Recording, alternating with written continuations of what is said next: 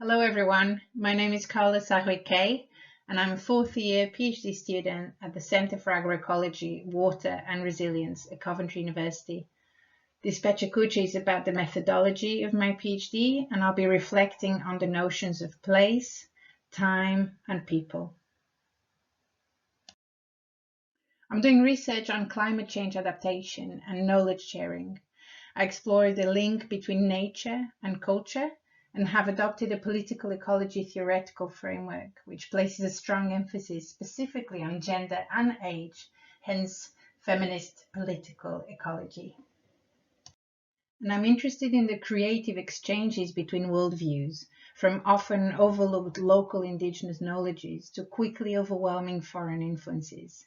The symbolism of a local traditional leaf tea cooked in a made-in-China pan, or processed stock cubes ground in a traditional pestle and mortar. I've adapted the Sustainable Livelihoods framework to the study of resilient food systems, looking at food systems context, assets, structure, processes, strategies, and outcomes. I aim to assess whether a system is resilient to social and environmental changes. I'm doing research in Senegal, in West Africa. I'm based in a small village called Ndiaman, which is just off the Atlantic coast, in a Sarrouy ethnic community. Most villagers are peasants, and they practice a mix of subsistence agriculture and market gardening. I'm doing participatory action research, and the main and most active participants are a self-organized group of peasant women and their young adult children. I have, however, also worked with other peasants, young and old, women and men, who are part of the community to triangulate the information.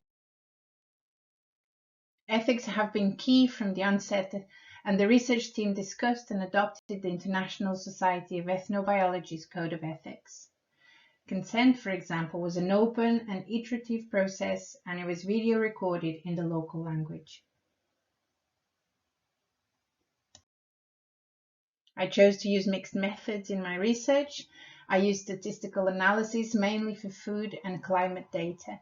For example, this graph shows the 5-fold increase of the Senegalese population since 1961 and the concomitant increase in rice imports to feed its population. I also did archival research, looking for descriptions of the landscape and activities in the research area in the past to triangulate with the stories and anecdotes told at the present. Most archives came from colonial sources, yet they matched local descriptions of fauna and flora. 19 focus group discussions and workshops were organized, mainly with women, but children and men were welcome to join in at any point.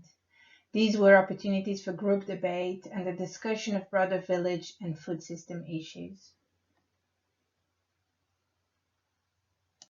I did interviews to consult the elderly, who are not very mobile, young women who are homebound because of child and elderly care and household chores, or workers who were out of the village during the day for work but kindly gave time and energy to meet up in the evenings.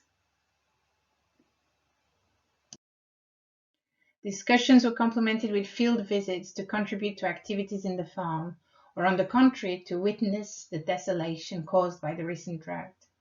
Photos were taken each time to build progressively a record of Ndiaman's landscape.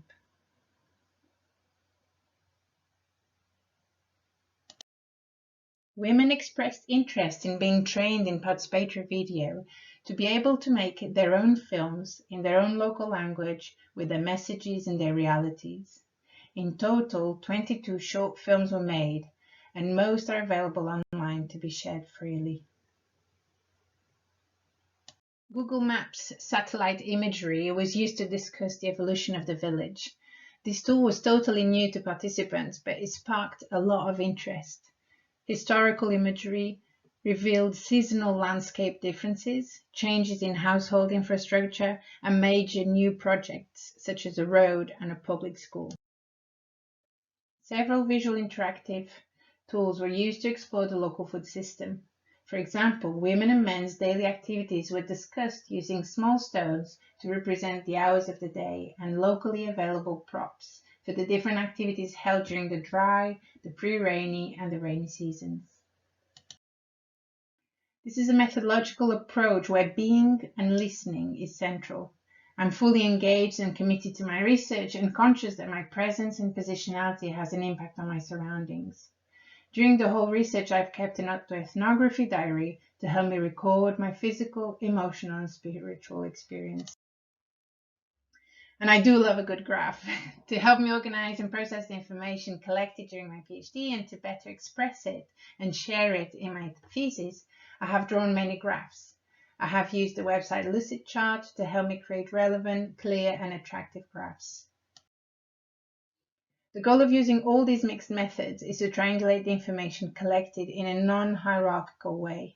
This graph shows the resilient food systems framework and how I have associated the different quantitative, qualitative and participatory methods to each section of the graph.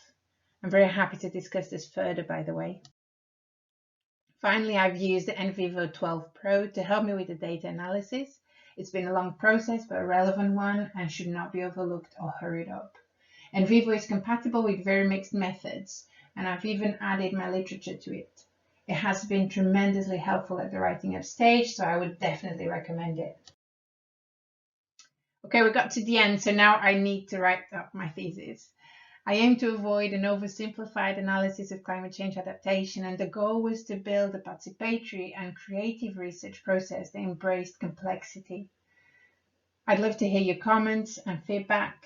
Thanks for listening.